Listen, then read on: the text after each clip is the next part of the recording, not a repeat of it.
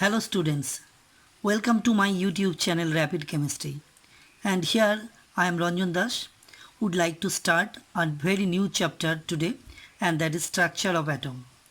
And you know, in CBSE class 11 syllabus, and this is the second chapter, and the first chapter we have had a basic understanding, some basic concept of chemistry, okay, and maybe you did that one, okay.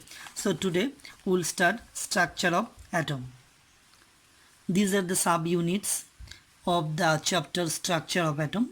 So at the very first introduction is there, discovery of the electron, cathode ray, anode ray or canal ray, radioactivity, okay. So there are few units which we know from class 10, okay, and there are few which are very important for class 11 onwards. So those units which are very new to you, and we will discuss those in details, and those which you know a bit from the earlier class, and we will just move all those units very fast, okay. Earlier units like 2.1 to 2.8, okay, that is the introduction, discovery of electron, cathode rays, anode rays or canal rays, radioactivity, Thomson's model of atom, Rutherford's nuclear model of atom, discovery of the neutron, atomic number and mass number. These are actually the units which we had earlier up to class 10. So actually the chapter starts at the unit 2.9, that is the nature of electromagnetic radiation. But still we will move through all these units very fast. Okay, let's start. First written documents regarding structure of atom we got from the John Dalton in the year of 1808, English scientist, okay, and he gave atomic theory. And what atomic theory you know already. Okay, these are the important points regarding Dalton's atomic theory. The atoms are indivisible particles. Atoms can neither be created nor destroyed. The atoms of an element are alike in all respect, but they differ from one atom of other elements. Atoms of elements combine in small whole number to form molecules. So these are the Dalton's atomic theory, and in the last 200 years the Dalton's atomic theory has been modified a lot and it is no more relevant, but the basic of that theory remain and still valuable and important. But the revised version of modern atomic theory is atoms are divisible into subatomic particles like protons, electrons, neutrons. Atoms can be created and destroyed by nuclear fusion and fission. The atoms of an element may not be alike in all respect as it is as seen in the case of isotopes. In the formation of organic compounds, the numbers can be very big, such as thousands. Okay. Today we will learn that in atom there are some stable particle like electron, proton and neutron, and some unstable particle like positron, meson, neutrino and antineutrino, and some composite particle like deuteron and alpha particle is there. So at the very first here we have to know that is the cathode ray or discovery of electron. So electron was first discovered by that experiment, cathode ray experiment. And what was the cathode ray experiment? And that is an arrangement is made like that, okay, and the glass tube is taken and one cathode plate is there, and there is another anode plate is there, and the vacuum pump is there, and through vacuum pump all the air from inside is taken out, okay, and the air pressure is very less, and the air pressure is as minimum as 0.01 millimeter of mercury pressure. However, normal pressure 760 millimeter, but the pressure has been taken out so that the pressure become 0.01 millimeter of mercury. And now if high voltage is created in between cathode and anode, and how much? Almost 10 to the power 4, that means 10,000 volt. And what will you observe from the cathode? And there will be some invisible rays, okay, and those rays can be detected by different way, and we will discuss.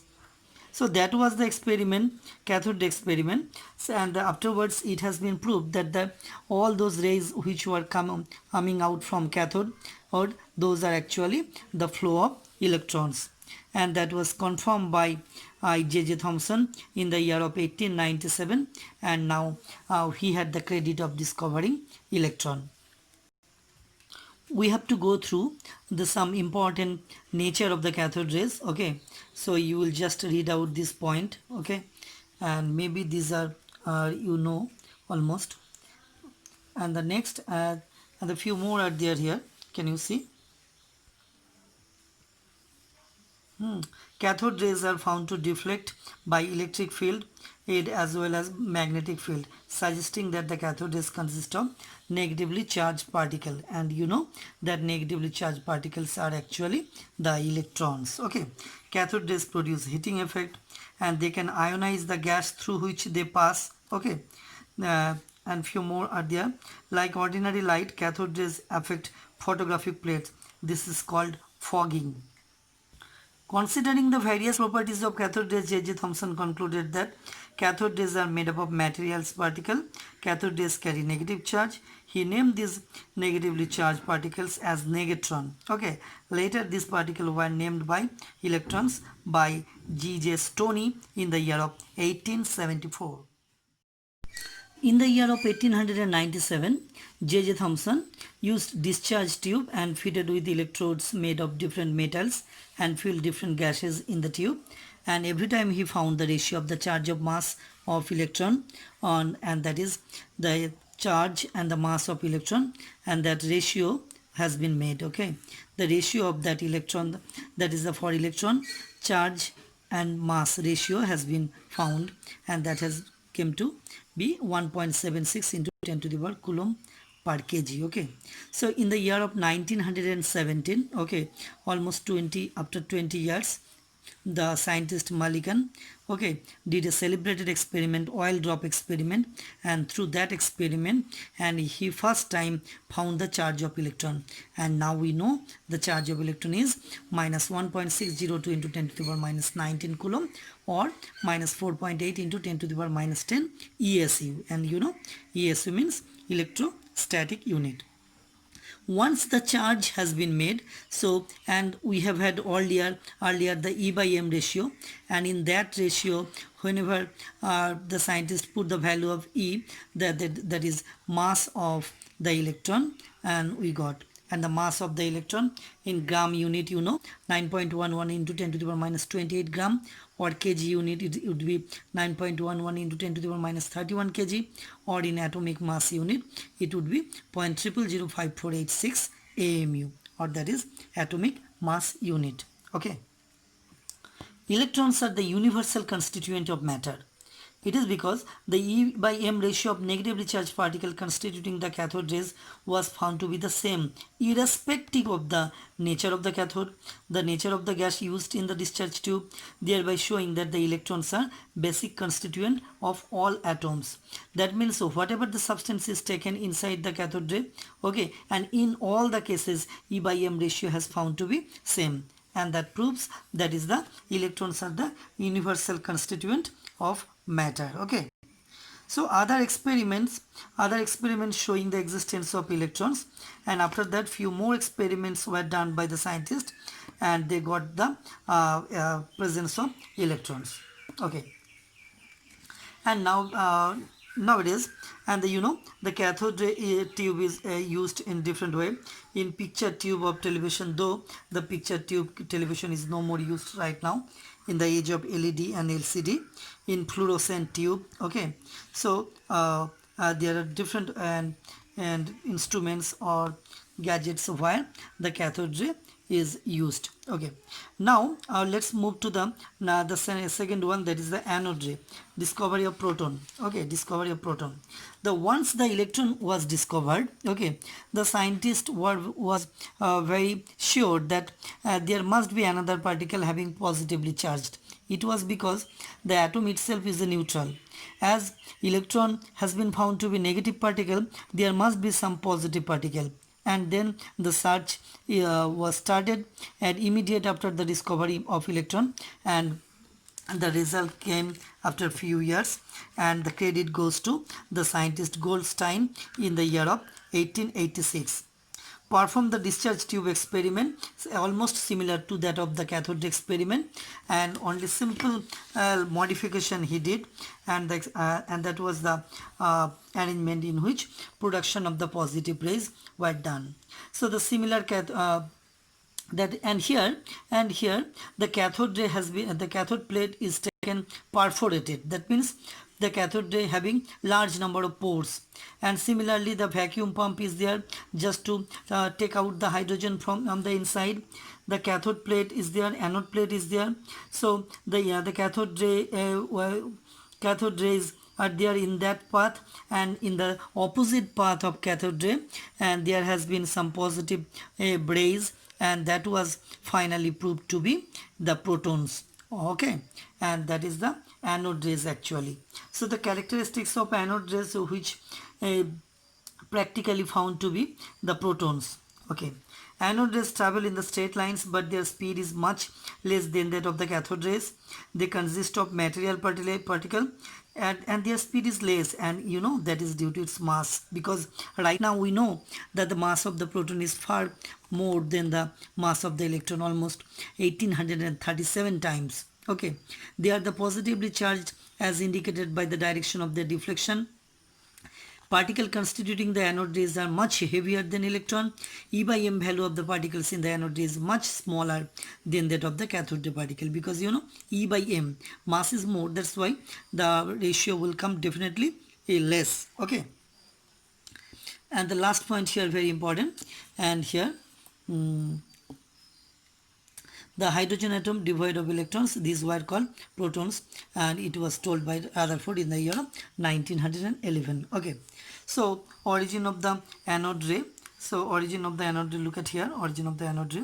So a neutral gaseous atom, whenever ionized, you know, the electron is removed, and what is left, and that is one positively charged particle is there, and that is actually having extra proton. And whenever the experiment is done with hydrogen gas, so we got that one, that is hydrogen atom releasing electron, we got H plus, and we know in H plus no other particle is there, only one proton, and that's why H plus and the proton is synonymous. And now let's move to the proton, and that is the E by m ratio of the proton, charge of the proton, mass of the proton, and it has been found that the mass of the proton is almost, here it is written 1836 times. Okay, in few books it is written 1837 times heavier than that of the mass of the electron. Okay, and here, and but the charge remains same, charges remain same, the charge of electron proton same, but the mass is much more than that of electron, where electron is taken as almost negligible in mass. Okay, so now let's have a comparison in between cathode ray and anode ray, cathode ray and anode ray. Okay, once electron and proton was discovered, then few scientists thought that electron and protons, these are the only two particles which were there in the atom. Okay, but few other scientists calculated that the total charge of the atom is neutral, but the total mass of the atom is not the mass of that of electron and proton. That means link is failure. That means there must be another particle and which can and compensate the mass of the atom. Okay, that is the total mass of the atom is not coming to be the mass of the electron and proton. And then the search of new particle started, and that is and discovery of the neutron was done.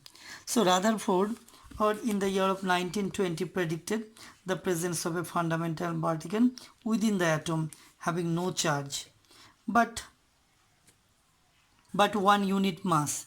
This particle was termed as neutron. Okay, so in the year of 1932, the scientist James Chadwick, a student of Rutherford, discovered neutron by that reaction, and it is the nuclear reaction, that is when beryllium atom is allowed to bombarded with alpha particle. Okay, so along with carbon on atom, and a new particle was discovered whose mass is 1 unit but charge is nil, and that has been identified as neutron. and its mass has been found to be almost same as that of proton.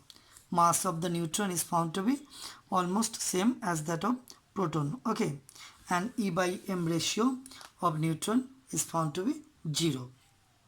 So atoms of all elements except hydrogen constitutes these three fundamental particles: electron, proton and neutron. In each atom the number of protons is equal to the number of electrons, because an atom as a whole is electrically neutral. Okay. Ordinary hydrogen contains no neutron. It only contains one proton and one electron. Subatomic particles other than electron, proton and neutron are also known.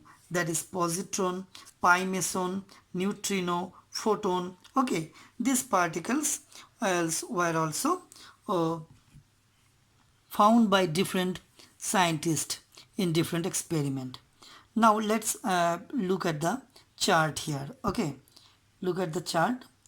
That is the different particles in the atom and their discoverer or symbol, mass, charge, radius, position in the atom, and those are there.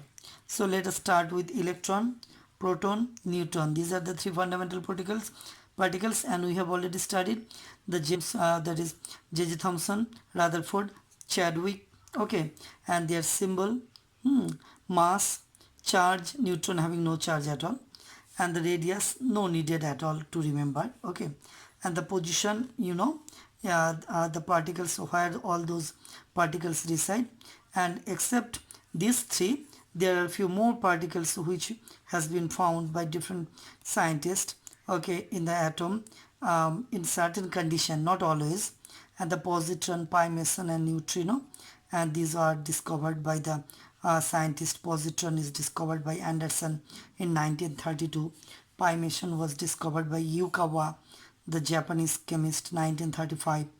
Okay, and the neutrino, or that particle named by Fermi in the year of 1956. And these are the unstable particles, and these are not the particles which you can find in all the atom. These are the particles which may be found in different nuclear reactions. Okay, different nuclear reactions. In the year of 1898, J.J. Thomson gave Thomson's atomic model. Okay, Thomson atomic model, and that is based on the concept that an atom is regarded as a uniform sphere of positive electricity in which requisite number of electrons are embedded evenly to neutralize the positive charge. Okay, and that is like that, Thomson's atomic model. But after the Bohr's theory and the other theories developed, so that theory is completely discarded. Okay, and then the discovery of nucleus, that is the celebrated experiment done by Rutherford, the gold foil experiment, and that was done, and from that experiment we have some better concept regarding the atom. For the gold foil experiment, okay, a very thin sheet of gold is taken, and thickness is almost 10 to the power minus 4 millimeter. 10 to the power minus 4 millimeter. Okay, very thick, very thin. Okay, and so that the number of gold particles along the breadth is very less, so that now we have to understand the result of Rutherford's alpha particle scattering experiment. Okay, and he scattered the alpha rays and in the gold foil, and then observed three main concluding points which came from the gold foil experiment, and those we'll discuss right now here. Okay, so the concluding point here, conclusions. Okay, so as most of the alpha particle passed through the foil without any deflection, and it can be said that most of the space inside an atom is empty. Okay, and alpha particles are positively charged particles having considerable mass, and they could only be deflected by some heavy positively charged center. And as it was found that out of 20,000 one alpha particle gets deflected 180 degree, and that means there must be a presence of heavy positive central inside the atom, and which has been afterwards taken as nucleus. Okay. Negatively charged particle, that is electron, must remain outside the nucleus. Due to their negligible mass, they could not affect the passage of alpha particle through the atom. So these are the concluding points which came from the gold foil experiment. And depending on that experiment, Rutherford, the nuclear model of atom was given. Okay, and the Rutherford nuclear model of atom was given, but that model have some drawbacks, and the main drawback is the that one, and as written here. Now let's look at the limitation of Rutherford's atomic model. Limitation of the Rutherford atomic model. Okay, so and what are the limitation? The first one is, according to the electromagnetic theory, when a charged particle, say here proton or at the center, okay, is surrounded by another charged particle in motion, that is here electron, okay, the particle which is continuously in motion, and that will radiate energy, and if that is true, then the radius of the electronic path will decrease, and after a certain time electron should fall on the nucleus. But that is not generally occurring, and why it is so, and that has not been explained in that theory. Okay, so that is the one drawback. And another one, and if an electron emits energy continuously, spectra of the atom should be continuous, that is, a band spectra should be obtained. But in reality, the from the atoms we are getting discontinuous spectra. Okay, and that is another drawback of that is Rutherford's atomic model. So all these drawbacks has been studied by the other scientists afterwards, and they made a solid conclusion out of that. Okay, next we'll study atomic number. Atomic number, the number of proton, atomic number of proton, okay, and the mass number generally number of proton and neutron, because these are the two particles which constitutes the total mass of the atom. Okay, and the mass number is generally written by capital A, and number of proton, that is the atomic number Z, and the number of neutron, and that is capital N. We got isotope, and the isotopes means there are different atoms of the same element having same atomic number, but different mass number can be there.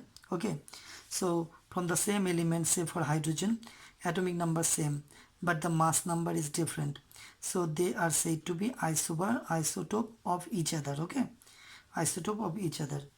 And hydrogen having three isotopes. The first one is called protium, the second one is heavy hydrogen, that is deuterium, and the third one is called tritium or tritium. Okay, and the characteristics of isotopes are there here, and characteristics, the isotopes must be the similar in chemical properties, because chemical property of the isotopes of an element are identical. However, the physical properties which depend on the atomic masses are different. And now let's look at nuclear reaction here. Say one uranium nuclei is there, and that undergoes alpha degradation, then alpha atomic number 2, mass number 4, then it will form thorium. Okay, and again, and if thorium, consecutively 2 beta particles are emitted. Okay, and so for beta particle emission, mass number doesn't change, but the atomic number increased by 1, so 90 changes to 91 and 92. That means from a radioactive isotope, if 1 alpha and 2 beta is emitted, and the product is found to be the isotope of the first one. Look at here uranium, here uranium. So at the 92, but the mass number is different. Okay, so these two are the isotopes of the same element uranium here.